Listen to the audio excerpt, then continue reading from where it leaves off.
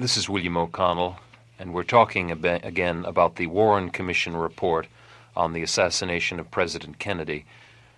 I had recently Harold Weisberg in our studio, and we were talking about his book, Whitewash. Mr. Weisberg, as you may remember, is a newspaper and magazine writer, a former Senate investigator, and an intelligence and political analyst. And I wanted to have him back again today because he talked initially about Whitewash, his first book, and I asked him to go into great detail on one particular reconstruction of the Warren Commission with reference to Oswald and the depository. And we exhausted our time so quickly that I felt it was necessary that we address ourselves in a second program to his newer book, Whitewash II. Welcome back again, Mr. Weisberg. Glad to be here. I wonder if we could start off by telling our radio audience in what particulars and in terms of its general thrust, how does Whitewash II differ from your first book? Whitewash, the report on the Warren report, the first book, was intended and I believe did prove that the Warren report was a whitewash.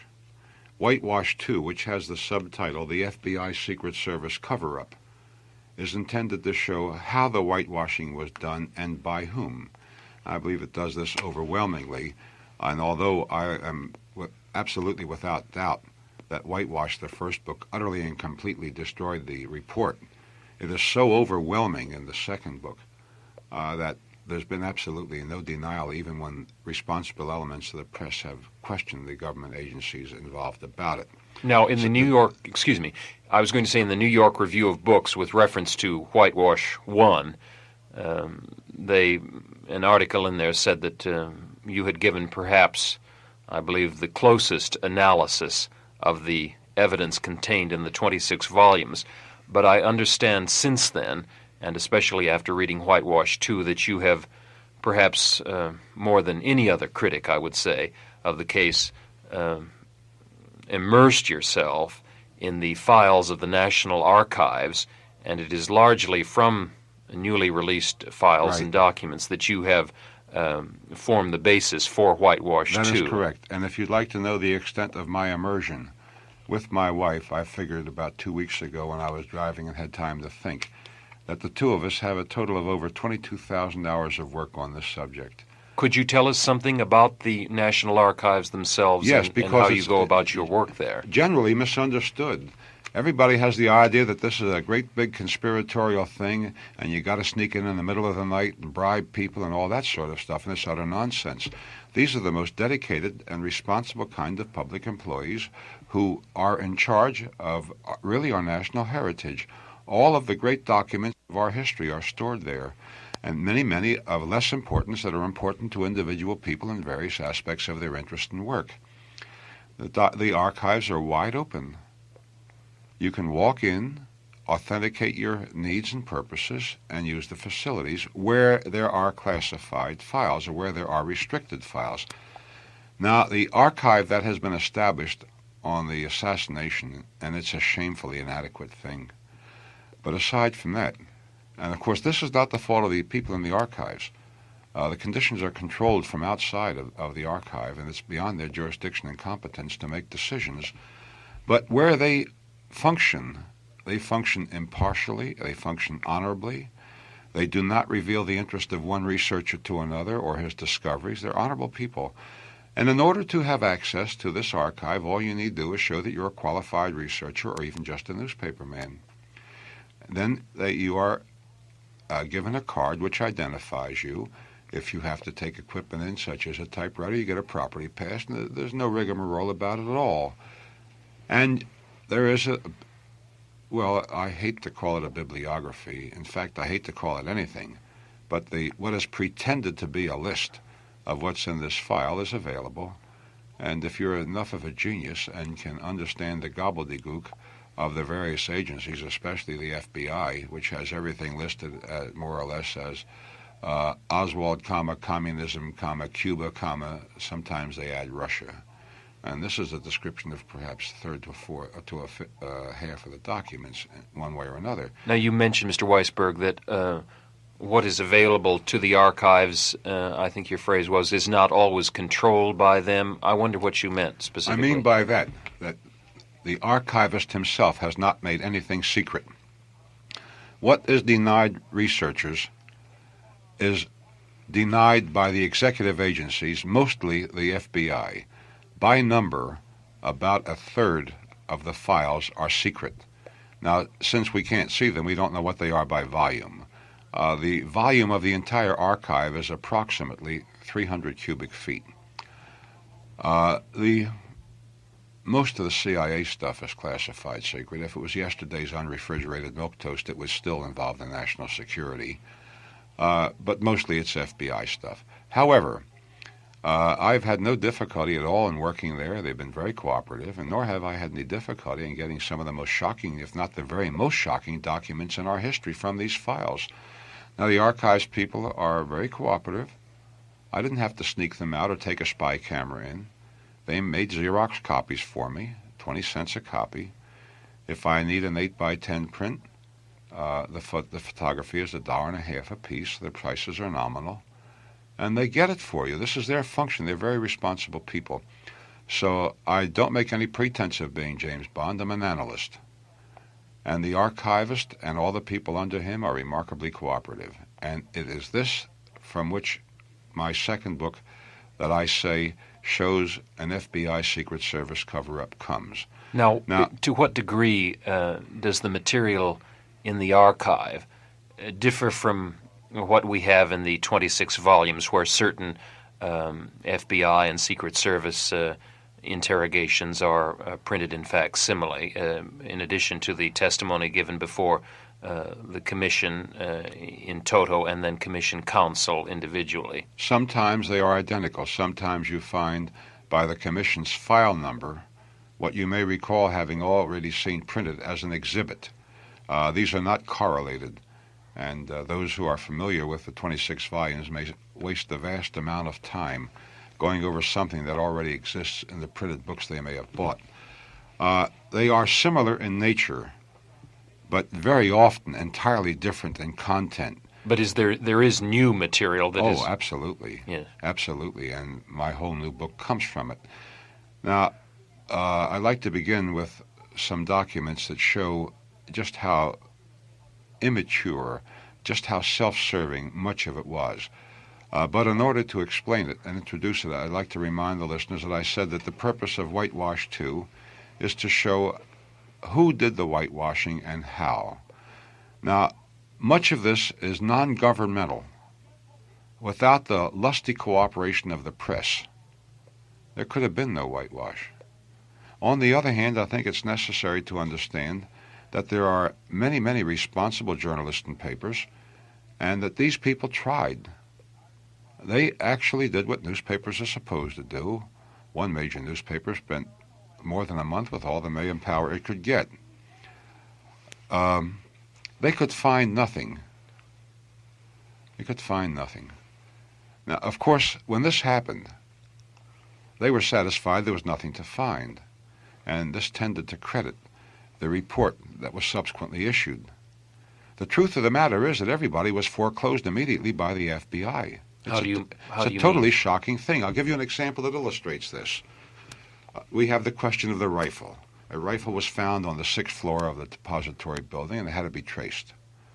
The FBI was remarkably efficient. They located the source of that rifle in less than 24 hours. At Klein's, or at least the alleged source, I think we ought to say alleged about everything, because this thing is so obfuscated, so distorted, so misrepresented, so much evidence was destroyed, so much was ignored, that a reasonable man has to be suspicious of everything. But in any event, we assume that all the documents they have are authentic and mean exactly what meaning is given to them. And the FBI found that Klein's Sporting Goods in Chicago was the source of the rifle found on the 6th floor. The Secret Service separately was led to the same conclusion and to the same destination. And when the Chicago office of the Secret Service went to Klein's Sporting Goods, they couldn't get the time of day. Klein's wouldn't talk to them at all. They got there early in the morning of the next day, the 23rd of November.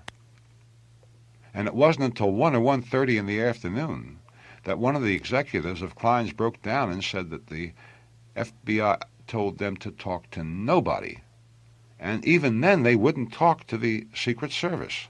They would not talk to the No. The Secret Service approached them after the FBI. Well, yes, but the Secret Service has spent more than half a day working on them, Oh, rather intensively, I see. and couldn't get anything. And finally, I think it was Mr. Waldman, one of the executives, who had impressed upon him by the Secret Service what is true, that with the protection of the president, the Secret Service has priority, and they wanted his cooperation, and they finally got it. But all his cooperation could consist of was telling him what he gave the FBI. I see. Now, if the FBI could foreclose the Secret Service in an investigation of the assassination of an American president, I think it's quite comprehensible how a newspaper man who didn't have the powers of the federal agencies, of the police agencies, could have looked and looked and looked. Witnesses were told the same thing, people not connected with corporations. And I think it is for this reason, among others, that most of the competent newspapermen who tried so hard could find nothing. When was the FBI charged by the president, President Johnson, that is, with the responsibility of conducting an investigation of the assassination? There's common misunderstanding about that, but I'd like to take Mr. Hoover as my authority, and in Volume 5 on pages 98 and 99, he told the Commission that as soon as he got back to Washington, almost within 24 hours, the president put the FBI in charge. I have this testimony of Mr. Hoover quoted verbatim in the last page of the main part of the text of Whitewash II. It begins by Hoover saying, "When President Johnson returned to Washington, he communicated with me within the first 24 hours and asked this Bureau to pick up the investigation of the assassination," and so forth. Yes. That's from page 223 of Whitewash II. You understand, Mr. O'Connell, that my approach is unique. In both books, I depend upon the official information. Now, to give you an idea, as we began before, of the character of the investigation. You know, everybody thinks it's come what may, swashbuckling right down the middle, deep searching, nothing's going to escape us bit. And the opposite is the truth. Because in order to condition the press, remember we've been talking about the press, because the press is very important in a society such as ours. And in incidents and crimes such as this, there was another technique used. The press was in effect corrupted. Each major element of the press had petty favors granted to it. You see, the Commission's work was not done in public. It was all star chamber. There wasn't... Well, I believe Mark Lane did have a public hearing. He had part of a public hearing, but what purpose did it serve when the press was not notified and the public were not notified in advance that they would have access to it? This happened only when Mark Lane demanded it while he was a witness before the Commission. And then he himself at one point asked that the hearing be closed again. Fewer than 1/6 of the hearings were attended by as few as a single member of the Commission. Most of the testimony was taken in what I've come to call back rooms in Dallas, with a Commission attorney and a stenographer and a single witness and nobody else.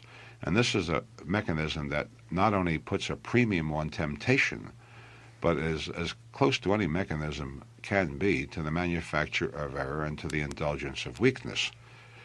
One of the things that was done very dramatically during the course of the Commission's work to prejudice the case against Oswald, and this was done outrageously and without limitation or inhibition, was to leak his diary. It got to be a commercially very valuable thing to those who had it. So Congressman Ford, in a way, got involved in this, and what I'm going to read from now is the 1431st of the Commission's files, excerpts of which I reproduce in facsimile on page 8 of Whitewash II. A letter was addressed on August 26, 1964, to Mr. J. Lee Rankin, the Commission's chief counsel, by Mr. Hoover, head of the FBI, referring to an allegation that Congressman Ford might in some way have been involved in the leak of this Oswald diary. And according to this letter of Mr. Hoover, Congressman Ford said, quote, he desired to unequivocally state and to furnish a signed statement if necessary that he did not leak the information in question. Congressman Ford confirmed the fact he did previously talk with representatives of Life magazine and further stated that under no circumstances had he given Life representatives any information concerning Oswald's diary. Did Life print Oswald's diary? One of those that did, yes. Yes. Now listen to this. Now, of course, this is all self-serving and totally without meaning. Congressman Ford could have said the same thing into the teeth of a 50-mile-an-hour gale and it would have had no more meaning. I'm continuing to quote Mr. Hoover. Representatives of this Bureau have not conducted interviews with any members of the President's Commission or members of your staff other than Congressman Ford regarding this matter. No further action is being taken by this Bureau concerning the leaks of Oswald's diary to the Dallas Morning News and Life magazine in the absence of a specific request from you. Oh, this is the flimsiest sham. It's the shabbiest misrepresentation of an inquiry. It's totally without meaning. What Congressman Ford had succeeded in doing is to put the imprint of FBI approval and authentication on his entirely self-serving statement, which is entirely without support of any kind. Now, I'm not suggesting that Congressman Ford leaked this diary. I have no way of knowing. But I am suggesting that this is a fraudulent procedure, because on the basis of Mr. Hoover's own information, he had nothing to form an opinion on. But because everybody in the country has so much respect for the FBI, when this was made public and it was stated and paraphrased, everybody said, well, if Mr. Hoover says so, it has to be so. But as you see, he didn't even ask the members of the staff if they'd done anything about it. And may I suggest the members of the FBI staff and the members of the Secret Service staff and the members of the Dallas police staff and all of the many people who had access to this kind of testimony. So this is a picture of the inside of how the investigation worked. Now, I begin the book with a chapter I call Scheherazade. I'm talking of Whitewash II. I think it's an appropriate description of Marina. Marina was sweated in a subhuman way as one of the first official acts of the investigation. Was she the first witness called by the commission? She was a witness to nothing, but she was not only the first, she was the major, and she was the one that spent most time on the stand. She monopolized the limited time the members of the commission could give to the hearings, and she had nothing except prejudice to fill the record with because she had seen nothing about the assassination. She qualified herself as a witness by beginning by saying she was a liar, and she satisfied the commission by saying she wouldn't lie anymore, that she'd lied in the past because she wasn't under oath. But now that she was under oath, she wouldn't tell any more lies because nothing was going to happen to her. She didn't want to get in trouble. What really happened to Marina is this, Mr. O'Connell. First, she appears to have been at the home of the chief of police. She spent the first night with the Mrs. Payne and so forth, and then Life magazine put her and Mrs. Oswald Sr. in a hotel room. And then she was at the home of the chief of police of Dallas. Now the Paynes, you mentioned Mrs. Payne. Payne. Ruth Payne, with whom Mrs. Oswald Jr., Marina Oswald, lived all the time, and Lee Oswald lived on weekends. So on the morning of the day Oswald was killed, 2 days after the assassination of the president, we pick up the story. You will not find this in the report, by the way, and I have not seen it in any of the 26 vast volumes with 10 million words in them. I found it in the files. The Secret Service picked up Marina at Chief of Police Curry's home, and it's still a mysterious thing, and Mrs. Marguerite Oswald, the mother, and the Oswald infants. And the first thing they did, naturally, was take her out of Dallas, because the last thing you want is a witness at the scene of the crime. And while they were, in effect, spiriting her away with Robert Oswald, the brother of the late Lee, they were still in Dallas. It came over the radio that Lee Oswald had been shot. Robert heard it, and he didn't ask the permission of the Secret Service, the FBI. He took off for the hospital to see his brother. The Secret Service didn't tell either the mother or the wife that Oswald had been shot. They waited until they had them on the car out of Dallas. Now, the Secret Service reports, and I have of this a 45-page interrogation of Marina, transcribed by the Secret Service, and a large number of Secret Service reports covering this period. According to the Secret Service itself, they were out of Dallas before Agent Kunkel mentioned to the Oswald women that Lee had been shot. In his self-serving statement, and you must remember that he wasn't called before the commission, so all we have is what is not in the record, but what is buried in the files. And I want to point out that when it's in 300 cubic feet of documents, it certainly is buried when there is no adequate description or index. You've got to have a divining rod to get this stuff. He said that when they were out of Dallas, he told the women that Oswald had been wounded seriously, but they nonetheless wanted to go on to a town 30 miles away where they were going to have a residence temporarily. Marina, before the commission, said that when he first told her about it, while they were leaving Dallas, he said that Oswald's injuries were not serious.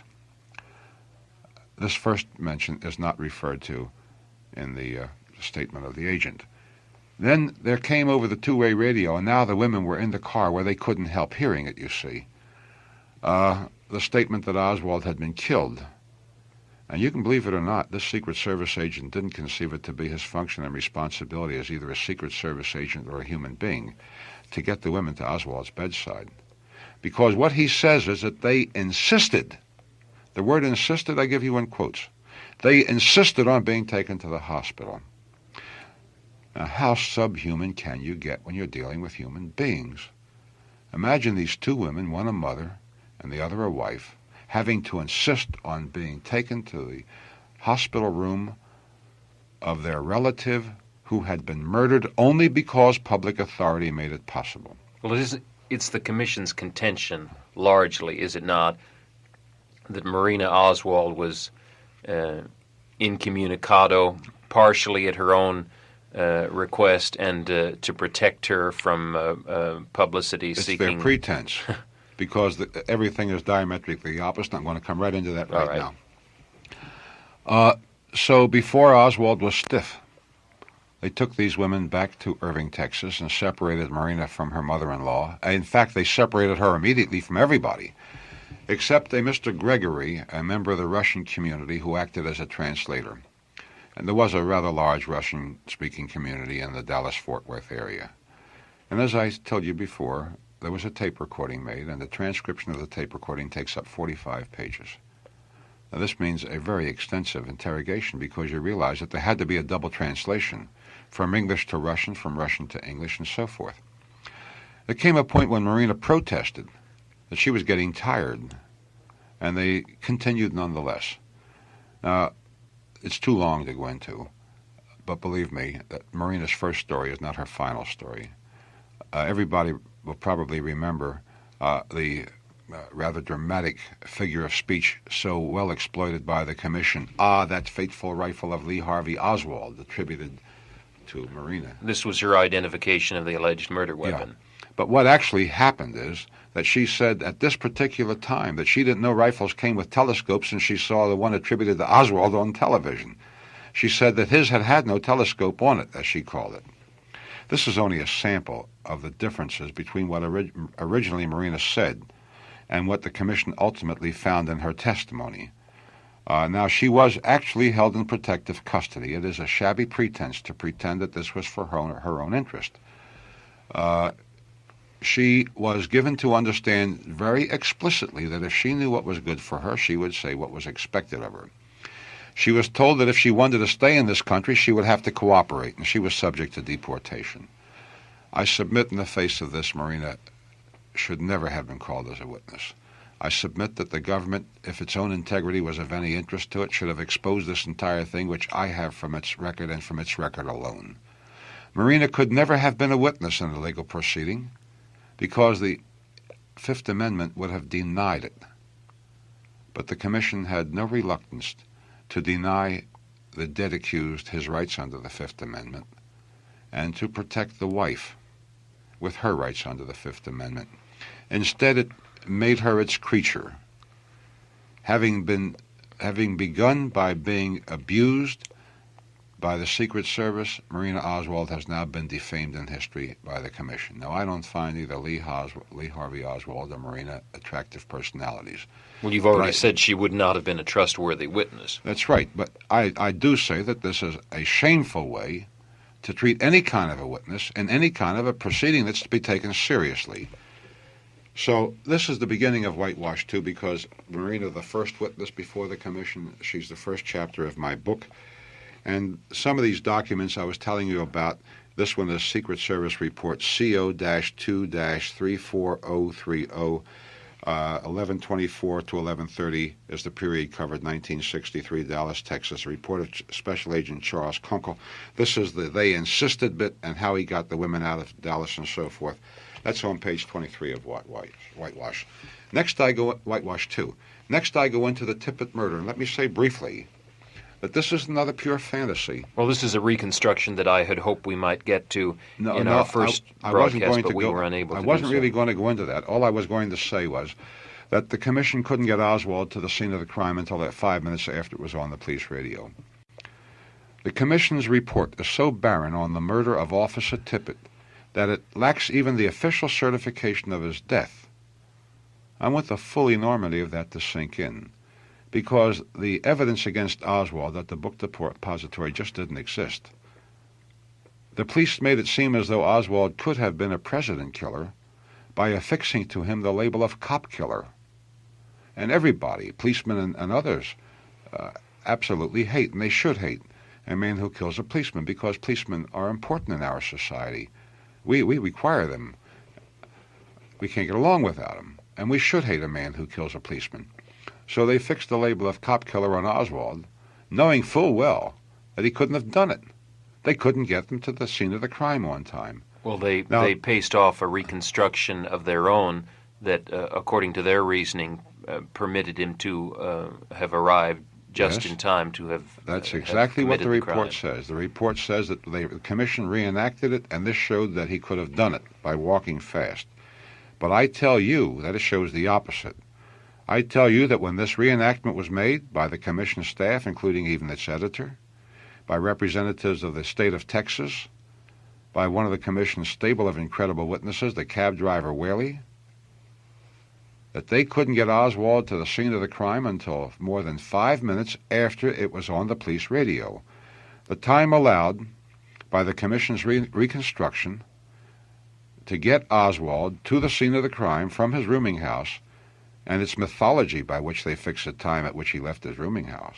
But even accepting that, they had less than 12 minutes.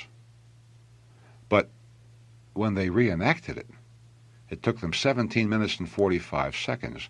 Now so you see, they couldn't get him there until 5 minutes too late. Now in Whitewash II, and I'm sure we won't have time to go into this, I want to tell you that I have a whole collection of Secret Service reconstructions of the same crime and the same path taken, and it bears no relationship to what the Commission did. Well, what I'm interested in knowing, is there information in the archives that is not in the report or 26 volumes that permits you a new evaluation of the Tippit reconstruction that wasn't possible before? Several, and I was going to refer to one that I have in this chapter. There's the one I just started to refer to, the Secret Service reconstruction. Now, the Secret Service was reconstructing the same crimes with the same evidence, with watches keeping the same kind of time, and they were 5 minutes wrong in the other direction. Well, now you're saying that the Secret Service was conducting a reconstruction apart from other reconstructions? Yes, indeed, right at the beginning. Well, how many were there? How many? God knows. God knows, but one has changed while it's being reported. The Secret Service makes a reconstruction and reports it to Inspector Kelly. Inspector Kelly reports it to the Commission, and he makes changes in it. And the changes in the number of shots fired, for example. Well, could we take the time sequence first of all, from Oswald leaving his rooming house, and lead into it that way? Yes. Well, the Secret Service initially gave him about 10 minutes. He left his rooming house at what time and according to what witness? I've forgotten, but I have this set forth in intimate detail with reproductions from the Secret Service. Well, now the Commission says but it was earlier than the Commission says. Well, the Commission maintains that according to Earlene Roberts, who was a housekeeper, that he he left. He entered the house at approximately 1 o'clock. Yes. Oswald entered the rooming house at approximately 1 o'clock and was in his room for a matter of 1 or 2 minutes. Right, and then he left.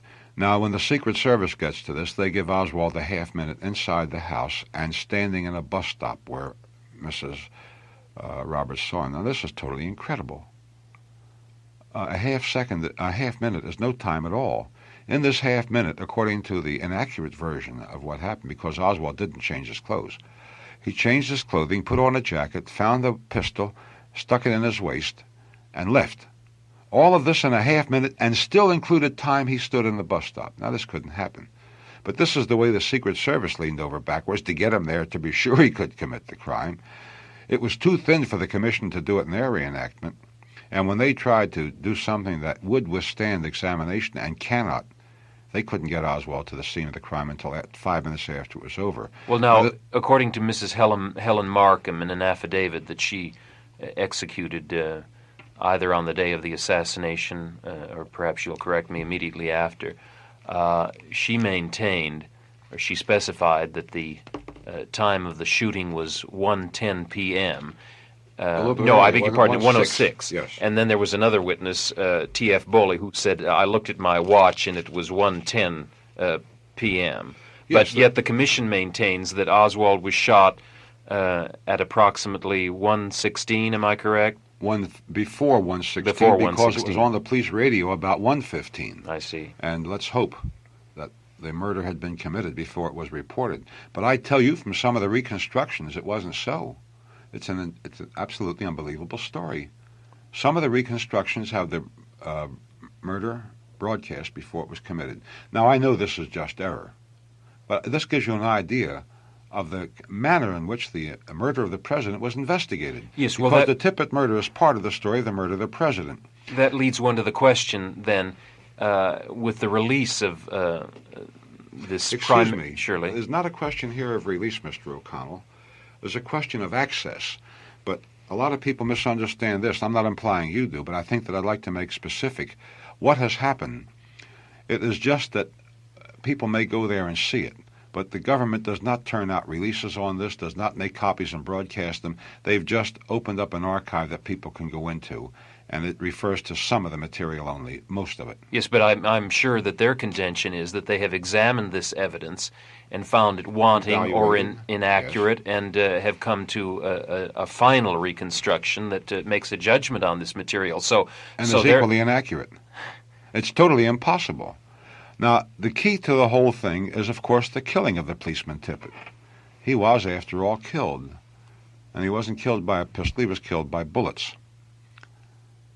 It's a strange thing, but you can get almost any number of bullets you want fired at Tippit, and almost any number of bullets in his body. He was dead. He had an autopsy. He was in one hospital, Methodist Hospital, before he was taken to Parkland for his autopsy. You remember I told you that the report's so barren it doesn't even have the certification that he's dead. Not because the Commission didn't have it. I have it. In 10 million words, in 26 big volumes, with all sorts of stuff of dubious taste, like, to me, tawdry pictures of ruby strippers, page after page after page of them, there was no room for the autopsy of the policeman Tippit. There's a good reason for it, because it, too, everything on it destroys the Commissioner's story. The Secret Service began by saying 2 shots had been fired by Tippit, but everybody knew better. So Inspector Kelly increased this to 3 when he reported it to the Commission. Now, who is Inspector Kelly? He's the Chief Secret Service Inspector involved, to whom I referred before in the time reconstruction. Thomas Kelly. May I, in an aside, give you an idea of the kind of thing that's still kept secrets? Inspector Surely. Kelly reminds me of it. Marina Oswald's hotel bill when she testified before the Commission is classified secret. Why is that? I can't tell you why, but I can tell you this, that her room was reserved in the name of Tom Kelly. This is what reminded me of it. Now, I'm not suggesting any hijinks. I don't think there was anything improper between Mr. Kelly and Mrs. Oswald. I think that this may be perhaps the normal kind of a police indirection. But I do suggest that there is absolutely no reason for keeping this secret, and that the only impropriety is suggested by the secrecy. But in any event, Inspector Kelly told the commission there were 3 bullets fired. Now, the commission itself says 4 were. But it also implies that 5 might have been. We go from 2 to 5, and I think if we looked far enough, we could probably escalate a little bit more. Now, if you're going to believe the autopsy report, all of it's wrong. No, with reference to you're speaking Tippit of murder. The Tippit murder. Now, the commission had to suggest 5, Mr. O'Connell, because they do have bullets and they do have empty shells. Whoever killed Tippit, and it certainly wasn't Oswald, went out of his way to be certain that he left evidence at the scene of the crime. It was like a daisy dance. Shell casings were recovered by a number of people. Plunk, plunk. He dropped them very ostentatiously at the scene of the crime. Even an insane killer wouldn't do that. This man was leaving the evidence behind. I mean, it was like a scavenger hunt. He was leaving clues all along. So the bullets, the recovered bullets actually used, and the shells found at the scene of the crime don't match each other. In order to account for all the bullets that were all the shells that were found, the commission had to project the hypothesis that a 5th bullet was fired and wasn't recovered because it didn't hit Tippit. Well, what were the shells actually recovered, and what it's were a question of manufacture. manufacturers? I'm not quite certain on this. I think it was Western and Winchester, and that the shells at the scene were 2 and 2, or Peters was one of the manufacturers. There was Remington Peters. Remington Peters, yes. The shells were 2 of one manufacturer and 2 of another. The bullets were 3 of one manufacturer and 1 of another. Now, with only 1 bullet to account for 2 shells, they had to project the 2nd bullet of the 2nd manufacturer so that each of the shells would have been filled up. Does the commission explain this discrepancy in their report? No, it doesn't. It cannot. There is no way of explaining it because it's pure hypothesis. So we've got Tippit. He's without doubt dead. And without doubt he was killed with bullets. So we have a belated, and it was very belated. It took over 2 weeks to prepare the autopsy. Now, Oswald's autopsy is different than the president's and different than Tippit's, because while the president got an autopsy unworthy of a Bowery bum, leaving behind nothing but question, conjecture, all sorts of inferences, and Tippit's was delayed, and it's in the same kind of limbo, Oswald's is a modern of scientific precision, in which everything is located with great precision from inflexible points of the body, with even such things as minute as an abrasion of 1/16 of an inch indicated and precisely and unequivocally located. So poor Tippit is dead, and he's got an autopsy. And the Secret Service tries for a while and doesn't get it, and then finally a couple weeks after the murder they get it. Now, if we're to believe Dr. Rose, who performed the autopsy, the only fair way to say what happened to Tippit is to say that he was hit by 3.5 bullets. The reason I say a half is because although the commission says 4 bullets were taken from Tippit's body, Dr. Rose says to the contrary, that a 4th bullet struck a button of Tippit's uniform and did not enter the body, but that Tippit sustained a bruise from the button. You begin to understand why this stuff was not in the record, why in 10 million words they couldn't have it in. So this is part of my chapter in Whitewash II on the Tippit murder. And I should explain that in the first part of the book's divided into 3 parts, as is Whitewash I. I take up some of these elements of evidence that the commission should never have left unanswered and could have answered. Now, the next chapter is called the Curry phone. You may remember the chief of police Curry. Are we leaving the Tippit? Yes. We're leaving Tippit. Before we get to Curry, there are a couple of things in Whitewash II that I think are of prime importance, and I wanted to address those before we run out of time. You reproduce a version, the fullest version that I have seen, of a photograph taken by Ike Alkins, the Associated Press photographer in Dallas on the day of the assassination. And I wonder if you would relate to us the contents of that chapter, which I found fascinating, with reference to a man in the doorway bearing a resemblance to Oswald, and what you have adduced about that man that hasn't been dealt with in a number of the other books. You're right in describing that picture, but in Whitewash II, I have the full, unretouched, the total negative. Now, Wesley Liebler, one of the more active and more important assistant counsels, handled all of the photographic evidence, and that includes Mr. Altkins, who was one of the witnesses. Mr. Liebler found it expedient to get none of the essential information into the record. This includes the identification of the camera, the kind of film that was used, the kind of lens that was used, and in a rather abnormal departure from good and required practice, he didn't even ask Altkins to produce his picture or the negative of his picture so they could establish that it hadn't been touched up or anything like that. The motion picture taken by Abraham Zapruder is, in my opinion, the most important single bit of evidence, but I believe the most important single picture is that of James W. Altkins, which in itself is utterly and totally destructive of the report. Now, you contend that that picture, on the basis of your analysis of the picture from blow-ups, and on the basis of the clothing worn by a figure in the doorway, and also on the basis of your analysis of correspondence between J. Edgar Hoover and Chief Counsel Rankin, the thrust of your chapter, it seems to me, leaves one with the clear feeling that the man standing in the doorway of the depository at the time of the assassination was indeed Lee Harvey Oswald. Right. Is that a fair... Absolutely. And the meaning of that very clearly is this, because this picture was taken, according to the FBI, and they're quite right, at a point that coincides with the 255th frame of the Zapruder film. Now, will you tell us what a frame is? How one? No, Yeah. we've discussed the Zapruder film, but in terms of alignment and how the commission determined where the Altkins picture was in relation to the Zapruder film. Lyndall Schoenfeld, the FBI's photographic expert, who was the same thing for the commission, proved by the internal evidence of the Zapruder frame 255 and the internal evidence of the Altkins picture that they exactly coincide. Well, does Altkins appear in Zapruder frame 255? No, but Altkins appears much later in the Zapruder film at a part the commission elected not to reproduce. Thus, we are denied a precise positioning of Altkins at the time he took his picture. It wasn't because they didn't have the evidence, it was just because they denied it to us. They said it wasn't that important to determine precisely where he was standing, did they not? That came out when Altkins was disputed by Wesley Liebler in his testimony. And Altkins challenged Liebler to a reconstruction, and Mr. Liebler, who is normally a fluent and eloquent man, found himself almost incoherent when confronted with that challenge, and he said, well, it isn't at all that important, and he passed on to something else.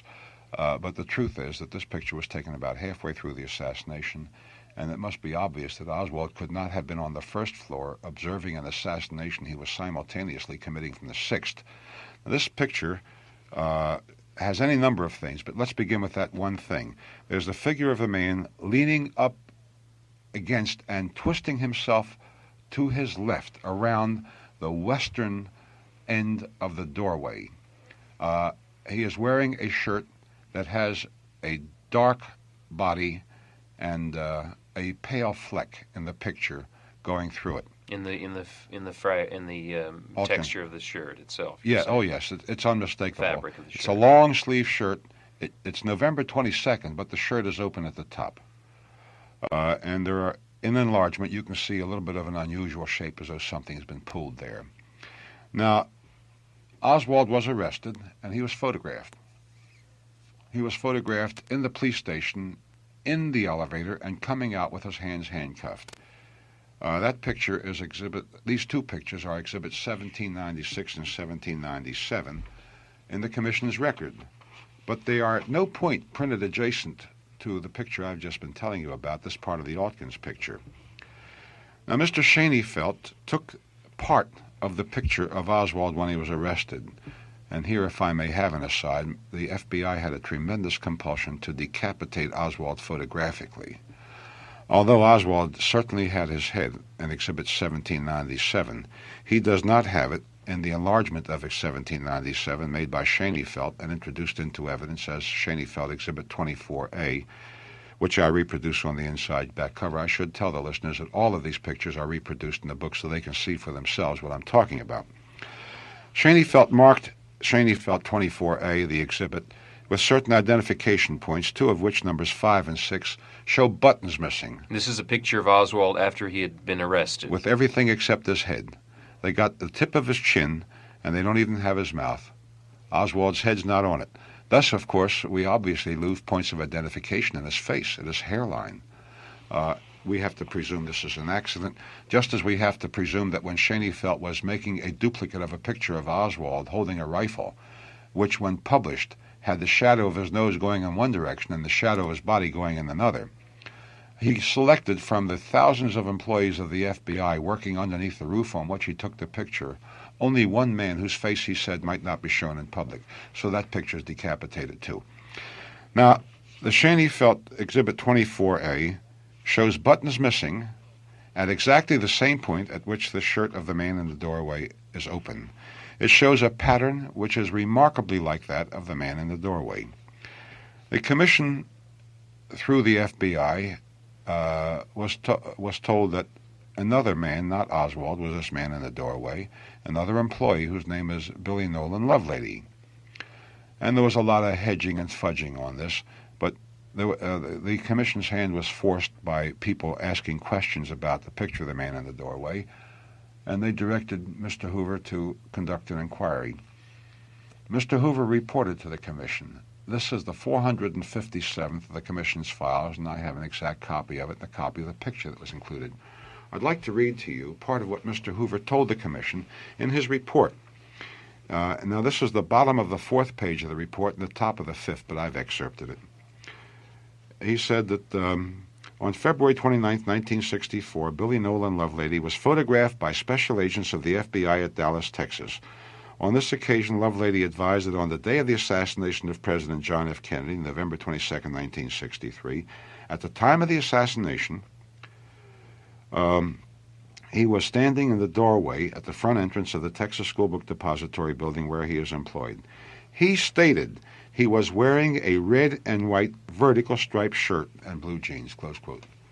Now, the shirt on the man in the doorway is clearly not a striped one. To make this overwhelming, I reproduced 2 of the 3 pictures that the FBI gave the commission in a single print of Lovelady, pictures taken by the FBI. They were very careful to let Lovelady get a 5 o'clock shadow, and remember, Oswald had overslept his rendezvous with Destiny and hadn't been able to shave. This is a heavy shadow on the face of the man in the doorway. They're attempting to duplicate now the photograph yes. of Ike Altgens by... Yes, but of course, they're having to presume certain things that they can't tell from a picture. They knew that Oswald hadn't shaved, so they let Lovelady's beard grow. Then they posed him so that in using lights, they accented this with shadows on the various pictures of Lovelady taken. They leave Lovelady's shirt unbuttoned, although the buttons are clearly reflective and visible. Lovelady's looks like a brand new shirt. They leave it open, coinciding exactly with the opening in Oswald's shirt in Schoenfeld Exhibit 24A. The man in the doorway, who I believe was Oswald, had a long-sleeve shirt. Lovelady's is a short-sleeve shirt. But above all, the shirt that Lovelady is wearing in this official FBI picture has the very broadest stripe I have ever seen on any garment in my life. It must be broader than 2 inches, with ample white space in between the red stripes. You're fair to the testimony of Lovelady because you reproduce it in Whitewash II. And as I recall, he said that the FBI was relieved when I told them that I was the man in the photograph. Right. Well, is it your opinion that Lovelady was mistaken or that he was purposely perjuring himself? Why Lovelady said what he did, only Lovelady can answer, but there's one thing that there cannot be in dispute, and that is that the FBI establishes that the shirt that Lovelady was wearing that day rules him out as the man standing in the doorway. And now, do we know the type of shirt, its fabric, its texture, its color that Oswald was wearing in the depository that morning? No, that's very carefully avoided in the testimony.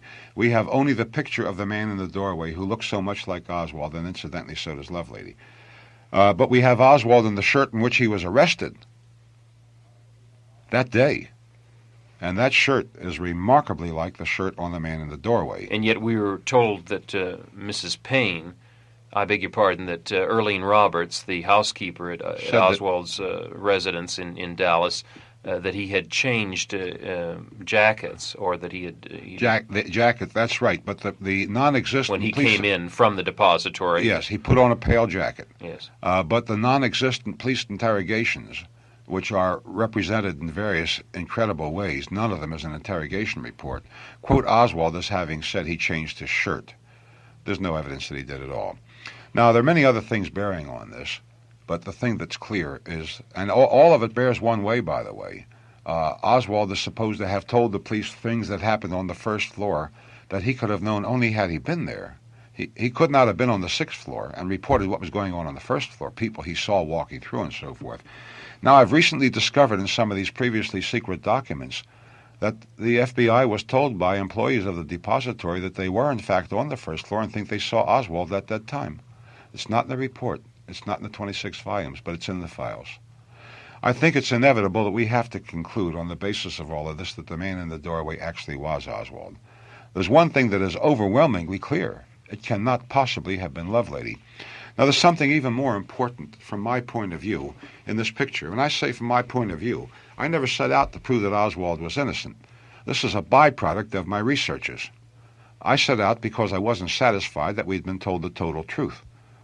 I wasn't satisfied the commission had done its job. The most important thing about the Altkins picture is that it unmistakably and irrefutably places the president's car at the 255th frame of the Zapruder film. This means that working backward by the speed of the camera, the position of the president's car at every tiny fragment of a second was irrefutably known. Now, the commission was told by the FBI that Zapruder's camera exposed film at the rate of 18.3 frames a second. For the benefit of listeners who have no movie cameras, normal speed is 16 frames a second, and because these are not precision instruments, there is a variation. Now, at no point in the entire 10 million words and all the countless thousands of pages, there must be way over 10,000 pages, of evidence that the commission prints, because of 26 volumes, and the smallest ones have over 500 pages, and the largest ones have about 1,000. At no point will you find the entire Altkins picture. When Mr. Liebler was examining Altkins, and he introduced into evidence what he said was Altkins' picture, he gave Altkins Exhibit 203, which is only a small part of that picture. It's considerably less than half. I don't believe at any point the commission ever saw half of the picture. And this is why I tried for a year, and finally the Associated Press found the original negative after they said it couldn't be found, and they now, I am happy to say, have listened to me, and they have it under lock and key in New York because they recognize it as a very important national document. Well, what was missing from the picture, is that crucial to determine the speed of the limousine or its placement on the road? Its location, yes. Because it is very clear, this is a remarkably clear picture for one taken in such a hurry. It was taken with a Nicorex camera. Mr. Liebler didn't want the world to know, so I'll tell them. Nicorex camera, 105mm lens, Tri-X film. Now, the president's car has just approached the fourth of the visible dividing broken stripes that line the road into lanes. This is on Elm Street. On Elm Street, as it was going west and past the depository entrance. The president had not yet reached that point. This means that entirely aside from reconstructing the crime by going forward and backward, we know where the president was first at the 255th frame, and we know where he was in the Zapruder film when he was approaching the fourth road stripe. Now, this same photographic expert, Mr. Lyndall Schoenfeld, was in charge of a photographic reenactment of the crime in Dallas on May 24, 1963. When they got Zapruder's camera back from Bell and Howell, imagine that this camera was not in the government's possession. Lyndall Schoenfeld represented the results of the photographic reenactment, in which they used limousines and stand-ins for the various people and all that sort of thing, in a chart, Schoenfeld Exhibit 25. This is the basic information given to the commission. I tell you, because I have finally held the original in my hand, it's illegible even in the original. This is the kind of stuff the commission was given to consider. I'm sorry, that it is illegible? Absolutely. Illegible in the hands. without a magnifying lens to read the stuff he's put on it. But one thing is very clear, and that's the position of the president's car at a certain time. Now, all the reconstructions by the government clearly prove that Oswald or anybody else in the sixth-floor window could not have shot the president and hit him before the 210th frame, because there was what is called a live oak tree between the sixth-floor window and the presidential car. So the official story is that at or immediately after frame 210, the president was shot for the first time. Now, Mr. Schoenfeld told the commission where the president's car was at frame 210, and I have it on page 246 of Whitewash II from the original document, and in Whitewash I I have it reproduced from the printed record of the commission. They are, of course, identical. Schoenfeld said that at frame 210 the president was just approaching the same fourth road stripe that we know he was at frame 255. So in other words, when the president was first hit, he was not visible to any assassin. He was not accessible to any assassin in the sixth-floor window. That's right. And further than that, it means that the FBI has misrepresented the entire thing to the commission. The president was 2 to 3 seconds ahead of behind, ahead in the shooting schedule, but behind in reality, where he was represented to have been. There's a 45-frame difference at the fourth road stripe. We know it's frame 255, not 210. So you have to move the president backward in the Altkins picture for 45 frames, or for almost 3 seconds, according to the official reconstruction. Now, I want to tell you also that this reconstruction is false in an additional way, and it was only 2 seconds, because it is pure hokum that Zapruder's camera was exposing film at 18 frames per second. I discovered this in Schoenfeld's testimony when he was informing the commission, supposedly. He said that during the reenactment where they used Zapruder's film and had everything faithfully duplicated, the actual time represented by what they filmed, which was a reproduction of the 222nd through the 313th frame of the Zapruder film, took 3.5 seconds. However, in the actual Zapruder film of the actual assassination, the same sequence took 5 seconds. Schoenfeld just blandly told the commission it didn't quite work out, and for their information, he had put orange spots on the film so they would know where things that were not were supposed to be. Now, this is incredible. The FBI engages in a reconstruction of the assassination of a president with a knowing 30% error? Well, the answer is very simple if you have a motion picture camera. The camera was set at a different speed. Most cameras have slow, normal, and fast speeds. Most cameras, and specifically this camera, at fast speed go 24 frames per second. The difference between the actual film and the reconstruction is exactly that difference between 18 frames a second and 24. Now, bearing on this, in my most recent ransacking of the Commission's files, I have found the report of FBI agent Barrett of his interrogation of the 4th of December 1963, 2 weeks after the assassination of Abraham Zapruder. He dictated his report that day, and he filed it on that day, and I reproduce it in facsimile in Whitewash II. And Zapruder told the FBI that his camera was set at 24 frames a second.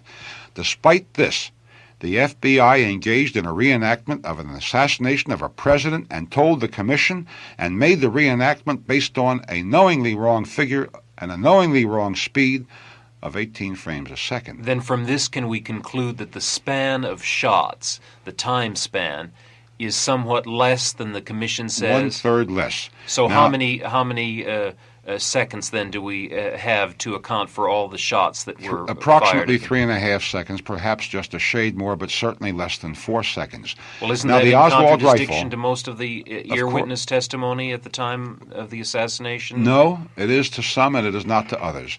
But when you're going to ask people how much of a fraction of a second is when they're not sitting with a clock and not expecting to report, you don't want to pay any attention to what they say, because with the best intentions of the world, they're not capable of telling you what really happened. It's too small a time. Well, are you saying then that the commission overlooked this statement by Barrett, or it was uninformed? It didn't know it.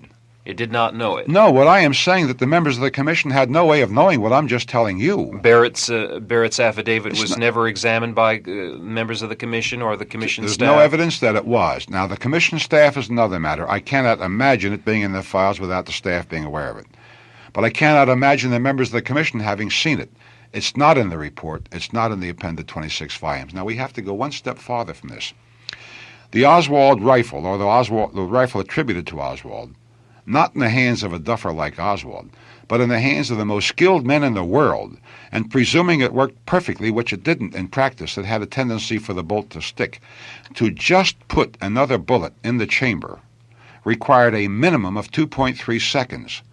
Now, if it had to be reloaded twice, the mere operation of reloading required 4.6 seconds. You have to add to this the time of sighting, and you have to add to that total the time of squeezing, because you can't jerk a trigger. Now, this obviously could not have been accomplished in 4 seconds. So here we have 3 proofs all at one point that Oswald could not have been the assassin, that the assassination could not have been committed in the 6th floor window, and thus the total destruction of the entire report. And all of it based upon information available to the government, in the government's possession from which I got it, and to the best of my knowledge denied the members of the commission, who were thus put in the position of having signed what amounts to a fraudulent report, contrary to the knowledge that should have been given to it. Thank you, Mr. Weisberg. We've been talking again to Mr. Harold Weisberg, newspaper and magazine writer from Hyattstown, Maryland, former Senate investigator and an intelligence and political analyst. Mr. Weisberg is the author of 2 books on the assassination, Whitewash and Whitewash II. The latter we've subtitled The FBI Secret Service Coverup. I want to thank you again for coming back to our studio, Mr. Weisberg. Thank you, sir. I'm glad to be here.